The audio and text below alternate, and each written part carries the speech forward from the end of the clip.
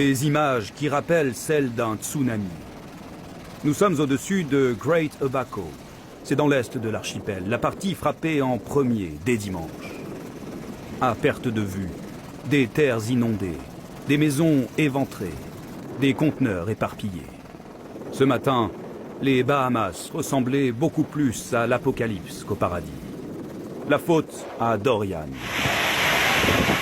Et ses vents à parfois plus de 300 km à l'heure. Mais ce qui est rare, c'est qu'il est fait du surplace pendant de longues heures.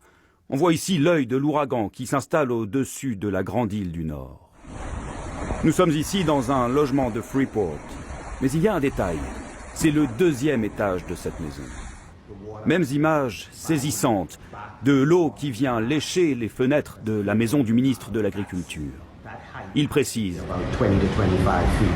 qu'elles sont à 6 mètres de hauteur. Et l'aide va mettre du temps à arriver, car la situation ne s'est pas beaucoup améliorée dans les aéroports. Ces images d'hier nous montraient la piste d'atterrissage de Freeport, transformée en océan déchaîné. Voici celui des îles Abacos, survolé aujourd'hui. Nous savons que beaucoup de personnes appellent à l'aide à Grand Bahama. Les secours viendront dès que possible. Nous sommes coincés dans notre immeuble, dit cette femme qui filme la rue totalement impraticable. Même les urgences de l'hôpital de Freeport étaient sous l'eau hier, car les vagues ont pu atteindre 7 mètres sur une île qui culmine à 12 mètres au-dessus du niveau de la mer.